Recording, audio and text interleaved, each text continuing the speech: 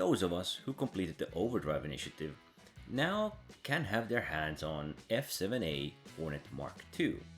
And this ship can possibly be one of the best military variants of already existing vehicles. The reason I say this is because I have tested a lot of Hornet F7 series ships, and both of the F7A variants actually have size 2 power plants, while the other F7 variants are stuck with size 1s. On first glance, it might not feel or seem important, but the most common ship upgrades are just weapon loadout changes. And if the full loadout for these ships were to be changed to energy-based weapons, some of them can have issues taking off, regenerating shields and ammo at the same time, and other power-related problems. But okay, so what are the differences between the F7A Mark I and Mark II? First of all, the weapons. Yes, they are quite similar, but the Mark II has better options for the nose turret. The old Mark I had two size 2s for the nose turret option, while the newer Mark II has two size 3s, giving it a wee bit more firepower. Their loadouts of course are different, but in general you can have mostly same types of weapons available on both nearly exactly in same slots. The older F7A Hornet Mark I does have more rockets, possibly trying to compensate for having a smaller nose turret. As for the other components, yes, they share the same sizes, same slots. The Hornet Mark II has more military-oriented loadout from the default, while the old F7A Hornet Mark I has mostly civilian components, only difference being a military-grade power plant.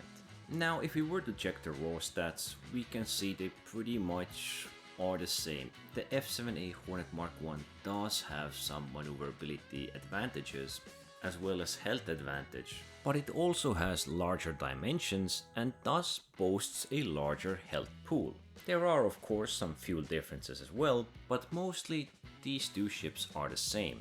And of course they should be, since one of them is just a modified newer variant, which does not seem to get a overly extended advantage over the old variant.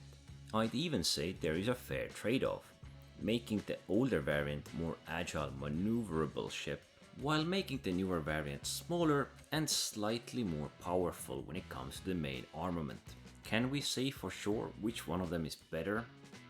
Not definitively, since both of their stats and powers are nearly the same. But if we were to compare fully the default variants, of course the Mark II does have an advantage with its military grade components, which are a bit more durable and more aggressive DPS from its weapons. And since combat can feel a bit sluggish at the moment, perhaps that would give it a clear advantage. But if both of them were to use near exact same equipment and components, I would say it would be a really equal matchup.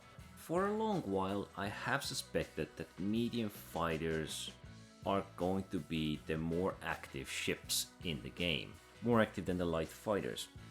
And if the changes to the combat or even the flight model are to go by, this somewhat seems to be the case. Of course, this flight model is not here to stay, but currently I would say the medium fighters are filling the roles that light fighters used to fill.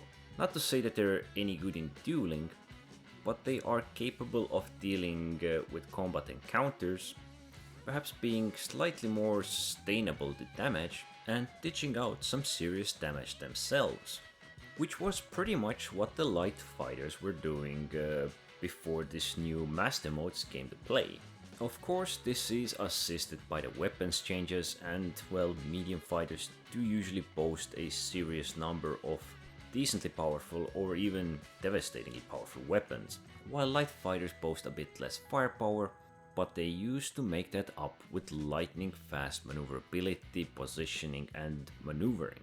So these medium fighters are filling currently several roles, we could say, since they are capable of assaulting even bigger vehicles. As for the F7A Mark 1 and Mark 2, I am not sure which one is better. Of course, the new usually seems to be the first tick in everyone's mind, but perhaps if the new master mode actually gets some changes where maneuverability and being agile even by several degrees pays off, the Mark 1 might actually overperform. But for now, I will wait and see, and I would love to hear what are your thoughts on the F7A Hornet Mark IIs, or the roles that the medium fighters are actually right now filling. But as usual, don't forget to like, subscribe, and thanks for watching.